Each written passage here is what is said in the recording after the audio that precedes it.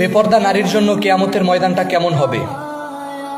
আল্লাহর হাবিব সাল্লাল্লাহু আলাইহি ওয়াসাল্লাম বলেন, কিয়ামতের ময়দানে যখন একজন বেপর্দা নারী দাঁড়াবে, সে তার আমলনামা দেখে আফসোস করতে থাকবে। সে দেখবে তার আমলনামার মধ্যে হাজার হাজার লক্ষ লক্ষ কোটি কোটি বার জিনা ও ব্যভিচারের গুনাহ লেখা রয়েছে।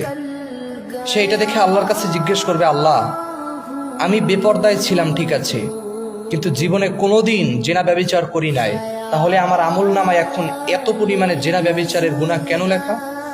তখন আল্লাহ পাক সুবহানাহু ওয়া তাআলা বলবেন, তুমি যখন তোমার সৌন্দর্যকে ফুটিয়ে তুলে নিজের সৌন্দর্যকে রিপ্রেজেন্ট করার জন্য রাস্তাঘাটে বের হয়েছ, কোথাও যাওয়ার জন্য বেপর্দা অবস্থায় বের হয়েছ, তখন বাচ্চা থেকে শুরু করে বৃদ্ধ পর্যন্ত সবাই, সকল বয়সের পুরুষ তোমার দিকে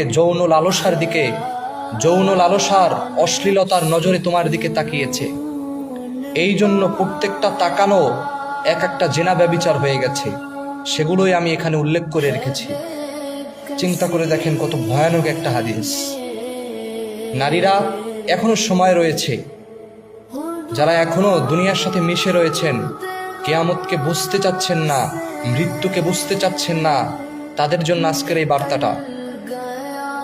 আপনি জানেন না হয়তোবা একটা পুরুষ আপনার দিকে কোন দৃষ্টিতে তাকায়।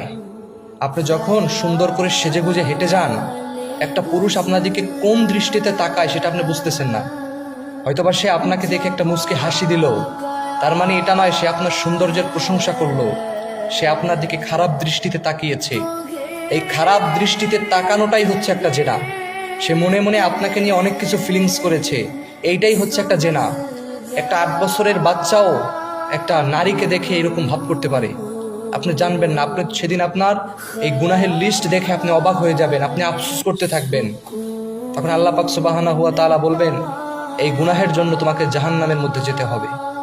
চিন্তা করে দেখেন, নিজের রূপকে আপনি প্রেজেন্টও করলেন, দেখাইলেনও, কিন্তু ভালো তো আর কিছু হইল না। পরিশেষে আপনাকে জাহান্নামেই জ্বলতে হবে। তাই এখনো সময় আছে। যাদেরকে এখনো পথ হারা আছেন আপনারা, তারা এখনো ফিরে আসেন আল্লাহর দিকে।